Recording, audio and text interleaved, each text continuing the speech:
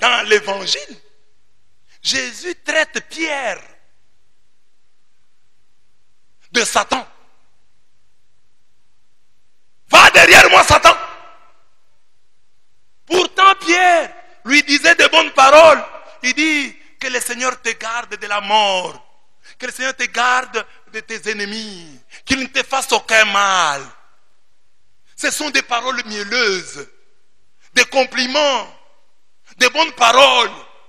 Mais Jésus, malgré la bonté et la beauté de ses paroles, traite Pierre de Satan.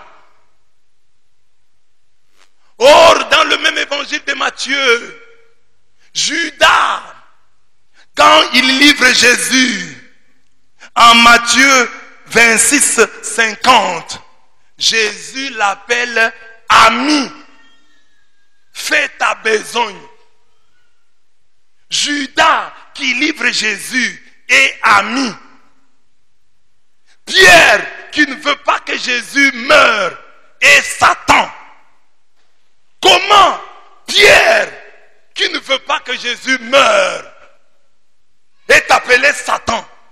Et Judas qui livre Jésus, Jésus l'appelle ami. Dieu écrit droit avec des courbes. Il y a des gens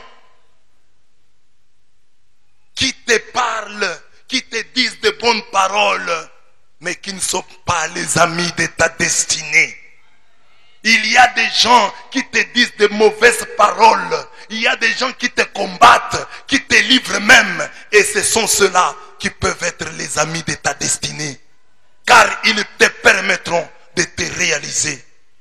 Par leur méchanceté, tu te réaliseras. Ils sont les amis de ta destinée. Tandis que ceux qui te disent de bonnes paroles, mais qui ne t'aident pas à te réaliser, sont des ennemis de ta destinée. Va de rétro, Satan. Pas de confusion. Je ne veux pas confondre les amis de ma destinée et les ennemis de ma destinée. Je ne veux pas confondre Judas et Pierre.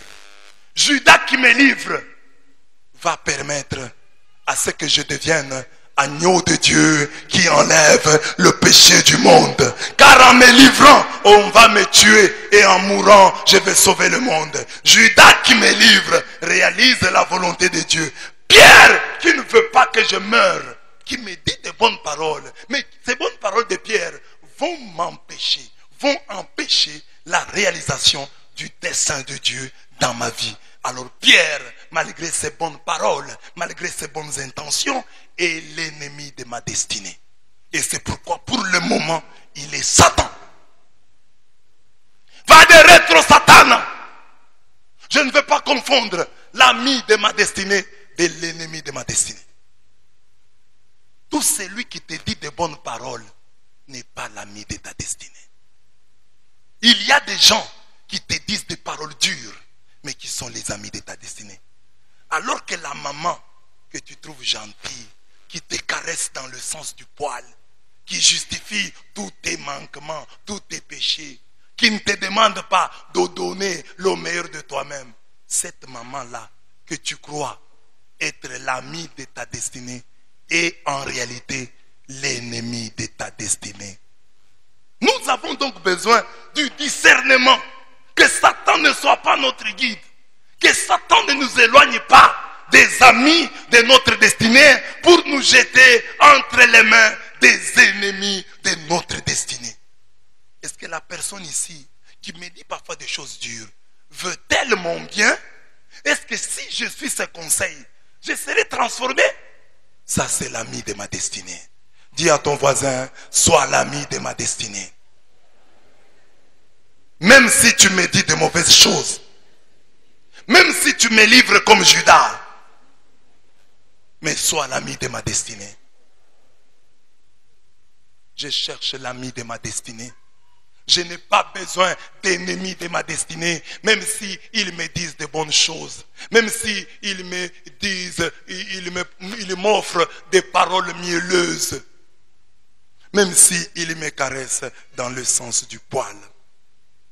C'est ce que j'ai dit dans le texte. Le diable est un confusionniste. Il veut que nous confondions les amis et les ennemis de notre destinée. C'est une des leçons que nous pouvons tirer de l'évangile de ce jour. Le dimanche passé, Jésus n'a pas tari d'éloge à l'endroit de Pierre pour sa judicieuse réponse sur l'identité de son maître. Mais aujourd'hui, Jésus traite de Satan, c'est lui à qui il a promis les clés du royaume. C'est lui sur la foi de qui il bâtira son église. Ce traitement est curieux, car en Matthieu 6,50, je vous l'ai dit, recevant le baiser de Judas, Jésus dit à ce dernier, à ce traître, ami, fais ta besogne. Ces deux textes mis en parallèle nous montrent que Pierre, avec ses paroles mielleuses, protectrices, possessives, était en ce moment précis l'ennemi de la destinée de Jésus. Judas, quant à lui, est devenu, contre toute attente, l'ami de la destinée de Jésus. Si Jésus avait suivi Pierre, il ne serait jamais devenu l'agneau de Dieu qui enlève le péché du monde.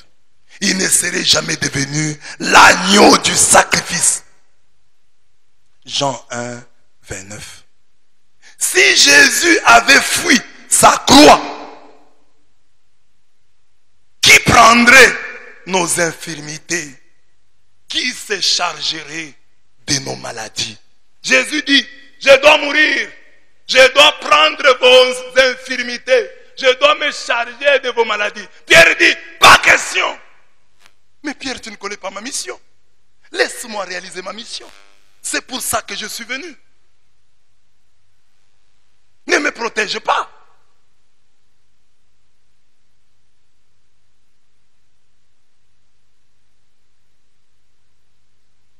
Judas, en dépit de sa mauvaise foi, est l'ami de la destinée de Jésus. Car finalement, sa traîtrise, sa trahison a conduit Jésus à la croix, où a coulé le sang qui crie plus fort que celui d'Abel. Hébreux 12, 24. Donc, Judas aide Jésus à réaliser sa destinée. Il est donc en dépit de sa mauvaise foi. Mais sa mauvaise foi va amener à la réalisation de la volonté de Dieu. Et parce que il permet à Dieu de réaliser sa volonté, il devient l'ami de la destinée de Jésus.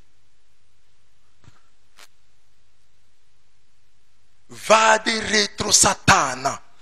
Dire vadere Satana, c'est comprendre que Dieu écrit droit avec des courbes et que Satan peut se cacher dans les compliments complaisants que nous adorons, et Dieu peut se cacher quant à lui dans les pilules amères que nous abhorrons. Satan dans les compliments que nous adorons, Dieu dans les pilules amères que nous abhorrons. Abhorrer, c'est-à-dire mépriser. Les pilules amères, Dieu est là. Les compliments complaisants, Satan est là. Alors maintenant, nous aimons les compliments complaisants. Satan peut être là. Oh, cela ne peut pas t'arriver. Toi, tu es le Fils de Dieu, le Fils de Dieu vivant, le Fils de Dieu vivant. Tu ne peux pas mourir. C'est un compliment complaisant, mais qui ne t'aide pas à te réaliser. Tandis que les pilules amères peuvent t'aider à te réaliser, à réaliser ta destinée. Ne tombe pas dans le piège de Satan. Ne cours pas derrière les compliments complaisants. Sache que Dieu peut se cacher derrière les pilules amères. La Bible est pleine de textes qui nous instruisent en ce sens.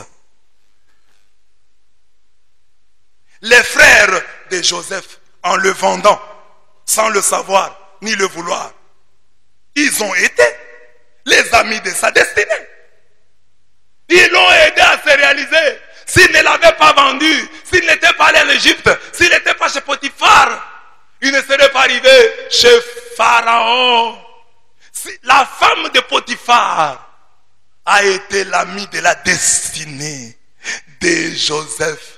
Même si elle l'a accusé par mauvaise foi, mais elle a permis. C'est grâce à cette fausse accusation que Joseph s'est retrouvé en prison. Et parce qu'il s'est retrouvé en prison avec les serviteurs de Pharaon, ainsi on l'a connu, on a parlé de lui auprès du Pharaon. Donc, cette femme, les frères de Joseph, la femme de Potiphar, sont les amis de la destinée de Joseph. Parce que par leur mauvaise foi, Dieu qui fait concourir toutes choses au bien de ceux qu'il aime, il les a utilisés comme amis de sa destinée. Amen. Dis à ton voisin que Dieu utilise tous tes ennemis, qu'ils deviennent, indépendamment de leur mauvaise volonté, qu'ils deviennent les amis de ta destinée. Que ce qu'ils font contre toi soit transformé en pont, soit transformé en échelle, soit transformé en ascenseur. Au nom de Jésus, au nom de Jésus, au nom de Jésus. Donc ne fais pas de confusion. Oh, il a fait ça. Je garde rancune contre lui. Non, je ne garde pas rancune contre lui. C'est l'ami de ma destinée. Ce qu'il vient de faire, Dieu le tournera à mon avantage. Dieu écrit droit avec des courbes. Je crois au Dieu de Joseph. Je crois au Dieu de Joseph. Vous me vendez, je deviens vice-roi d'Égypte. Vous me jetez, vous ne savez pas que je suis une graine. Je vais pousser. Vous m'enterrez, c'est tout ce que je cherche.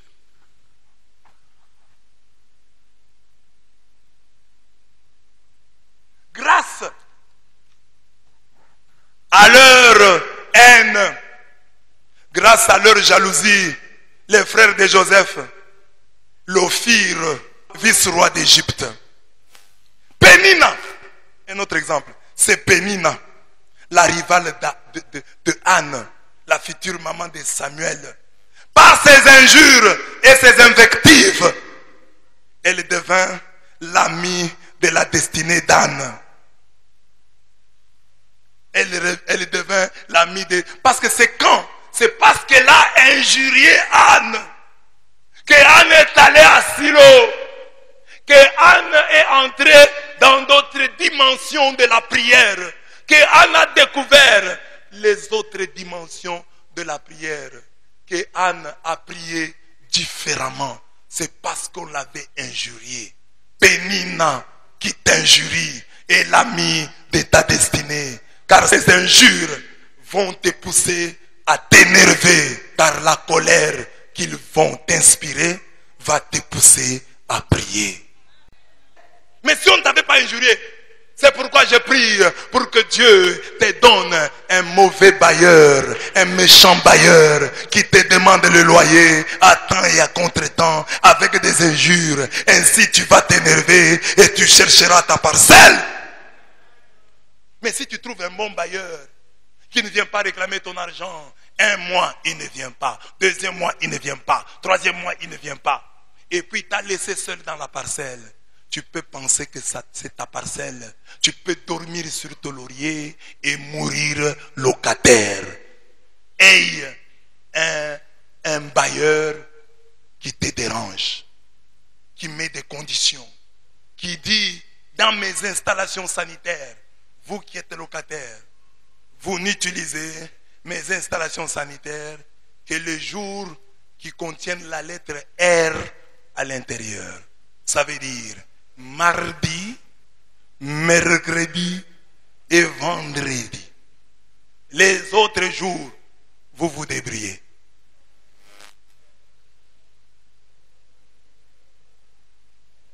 Amen. Maintenant, il y avait un papa comme ça, qui était bailleur, il avait dit ça à ses locataires. Vous n'utilisez mes installations sanitaires que les jours qui contiennent air à l'intérieur. Donc, mardi, mercredi et vendredi. Alors, un locataire va entrer aux installations sanitaires le jeudi. Le propriétaire l'attrape. Papa, j'avais dit quoi? Mais il dit, aujourd'hui c'est jeudi.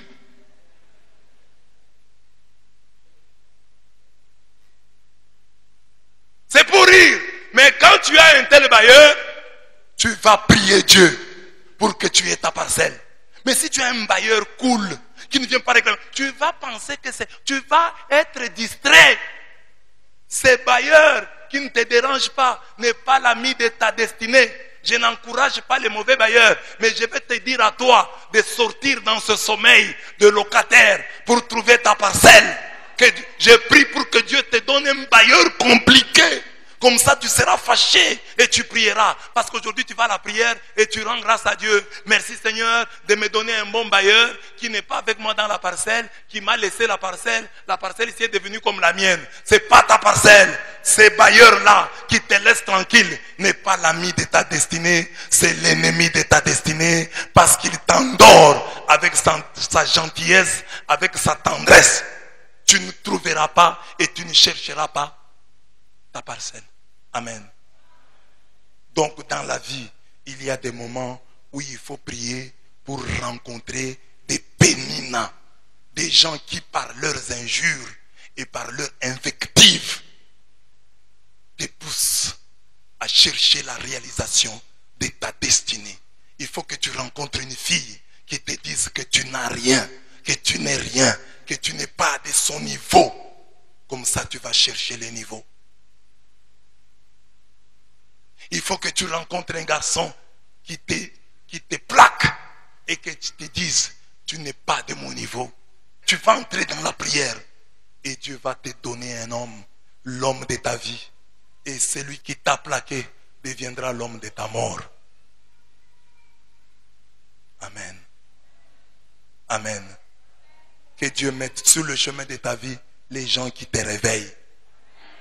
Que Dieu mette sur le chemin de ta vie un pasteur qui te réveille. Un pasteur qui te dit, ta situation n'est pas normale. Qui te dit, ton habillement n'est pas normal. Qui te dit, le salaire que tu reçois là n'est pas normal. Et qui te dit des choses, parfois qui t'énervent, mais des choses qui te sortent de ton sommeil et qui te disent, je dois chercher ma destinée. Le prêtre qui te dit que toi qui es deuxième bureau, tu as volé le mari d'autrui. Ce prêtre-là est l'ami de ta destinée. Même si tu es contente, heureuse entre guillemets, avec le mari d'autrui, que tu fraudes, resquilleuse que tu es, fraudeuse, trouve ton mari. Trouve ton mari. Et tu sais, quand tu es avec le mari d'autrui là, et sa femme appelle, la femme entend du bruit, demande à son mari, tu es avec qui? Le mari répond, avec personne. Et c'est vrai, tu n'es personne. Tu n'es personne.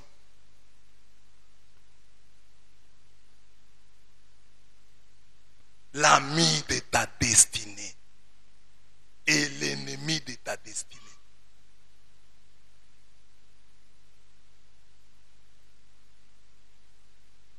Tu aimes cet homme pourquoi? Est-ce que tu l'aimes aussi pour ses conseils? Tu l'aimes aussi pour ses vérités? Celui-ci va m'aider. Je deviendrai une bonne femme. Si je suis le conseil de ce papa, de cette maman, je deviendrai un bon mari. Ces conseils sont durs. Ces vérités sont dures à avaler. Mais il est l'ami de ma destinée. Il m'aide. Avec lui, je vais devenir meilleur. Il me rend meilleur. Dis à ton voisin, rends-moi meilleur. Sarah, dans les livres de Tobie, a été aussi injuriée par une servante. Elle qui perdait toujours les maris. Elle était attaquée par des démons succubes et incubes qui tuaient ses maris. Il en avait tué ces démons. Asmodée en avait tué 7. Et la servante va injurier Sarah. Tu nous fais souffrir. C'est pourquoi tu n'as pas de mariage. Tu tues tes maris. Et Sarah est entrée en prière. Et Sarah a prié autrement. Et Dieu l'a visitée. Fort de tous ces exemples, mes bien-aimés, nous prenons les dessus sur le diable. Et nous ne confondons plus amis et ennemis de notre destinée. C'est lui qui, volontairement ou non, me permet de me réaliser est plus ami de ma destinée que celui qui, volontairement ou non, m'endort avec ses compliments, sa tendresse et sa gentillesse. Comme Jésus, nous devons être durs envers les ennemis de notre destinée et tendres à l'endroit des amis de notre destinée. Et ce, malgré les apparences. Car souvent, les ennemis de la destinée nous caressent dans le sens du poil, alors que les amis de la destinée nagent à contre-courant de nos désirs. Il y a un ennemi profond qui se cache dans l'ami apparent. Il y a un ami profond qui se cache dans l'ennemi apparent. Pour distinguer amis et ennemis de la destinée, il faut intérioriser ce texte. Le fer s'aiguise par le fer, l'homme s'affine en face de son prochain. Proverbe 27, 17. Le fer s'aiguise par le fer. Trouve quelqu'un qui va t'aiguiser, quelqu'un qui va te rendre meilleur, même si cela t'aiguise. Le fer, quand il aiguise le fer, il y a un frottement, et le frottement fait mal. Par le frottement, vous perdez certains éléments. Le frottement, le fer s'aiguise par le fer, l'homme s'affine en face de son prochain. Est-ce que cet homme, est-ce que cette femme, cet homme que j'ai rencontré, cette femme que j'ai rencontrée, cet homme qui est mon ami, m'aide-t-il à devenir fin? Est-ce qu'à son contact, je deviens un produit fini? Suis-je en train de m'améliorer? Ou suis-je en train de me détériorer? Le fouet et les corrections procurent la sagesse. L'enfant qu'on laisse faire sera la honte de sa mère. Proverbe 29, verset 15. Les hommes durs, les parents durs que vous avez rencontrés dans votre vie, c'est les meilleurs souvenirs que vous gardez. Personne d'entre nous ne se vantera un jour d'avoir étudié dans une école où régnait l'indiscipline. Personne ne s'en vantera. Les parents se vantent, disent à leurs enfants, petits, de notre temps quand nous avions étudié, on ne blaguait pas à l'école.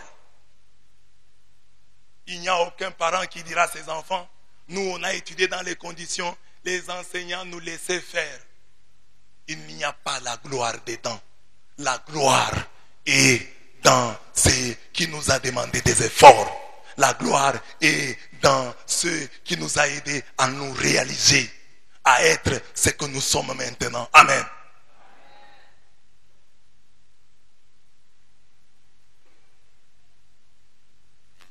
N'épargne pas la correction à l'enfant. Si tu le frappes de la verge, il ne mourra point.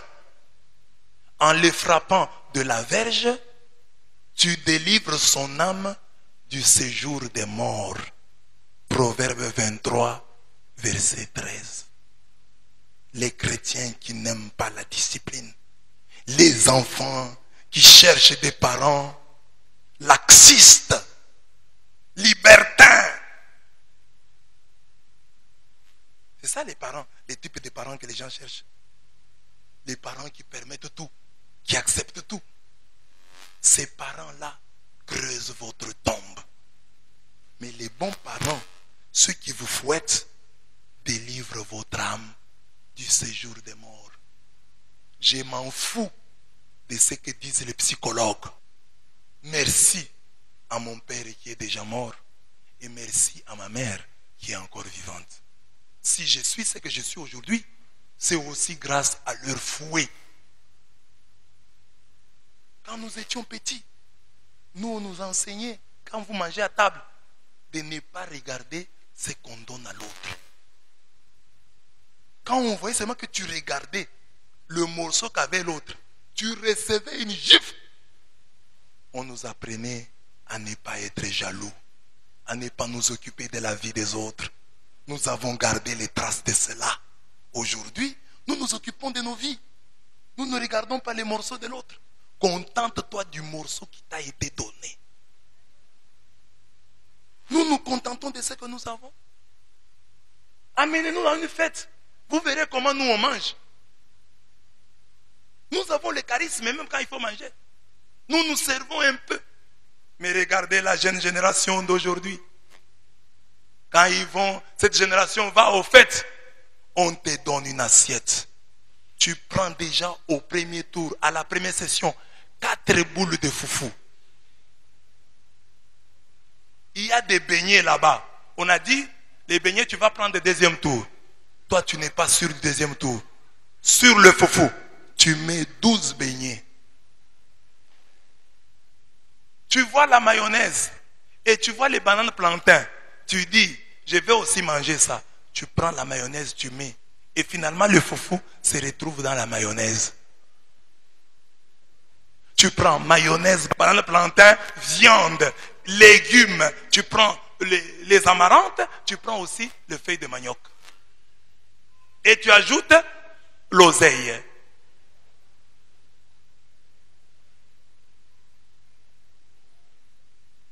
Et il y a les haricots, tu mets les haricots.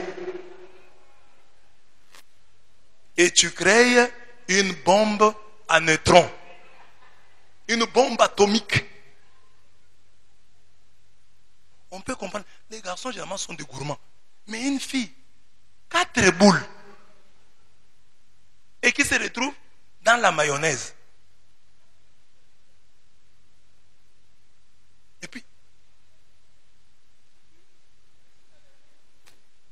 Et puis quand tu marches là, une boule tombe.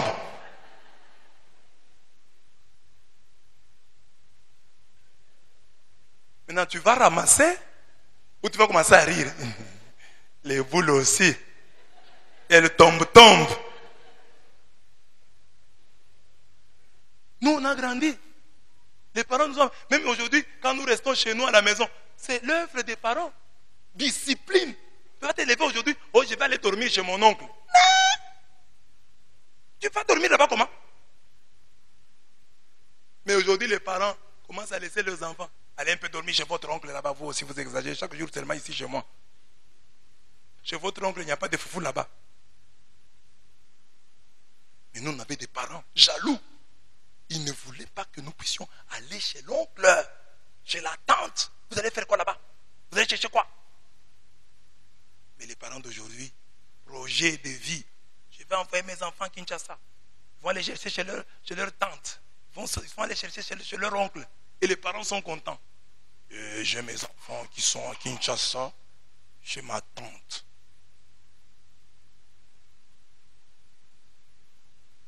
Nos parents voulaient nous garder. En deuxième secondaire, je viens avec les bulletins, je donne à mon père. Mon père commence à pleurer.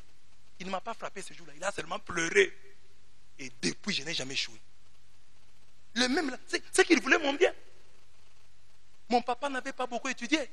Moi, j'ai lu Jeune Afrique, mais payé par mon père, qui ne connaissait pas beaucoup de choses. Il avait appris, il avait étudié, bon, ces petites études-là, oui. Mais il me payait, moi tout petit, Jeune Afrique. Je suis reconnaissant aussi envers mon oncle paternel. Il m'a payé un dictionnaire. J'étais en 4e primaire. J'ai réussi en 4e primaire. Il a vu mes résultats, il m'a payé. Donc moi j'ai appris à consulter. C'est pourquoi aujourd'hui je suis l'ami du dictionnaire. Parce que mon oncle m'a payé un dictionnaire en 4e primaire. J'étais déjà l'ami du dictionnaire. Quatrième. Ces gens-là me voulaient du bien. Que Dieu bénisse mon père, là où il se trouve. Et mon papa achetait le journal. Nous avions à l'époque journal Mujumbe, Salongo et Lima. Moi j'avais tout ça à la maison. Likembe. Ceux qui ont vécu au temps de Likembe. Là il y avait l'histoire de Mosekonzo, Apollosa. Vous ne savez même pas tout ça. Papa nous payait ça. Lui ne lisait pas, mais c'était pour nous. C'est ainsi qu'aujourd'hui j'ai gardé les traits de mon père. Moi quand j'entre dans une librairie, mais c'est fini, je vais en sortir de là main vide. Ce livre est bon, ce livre est bon. Mais j'ai eu le goût de la lecture, le goût des livres par mon père qui n'avait pas beaucoup étudié.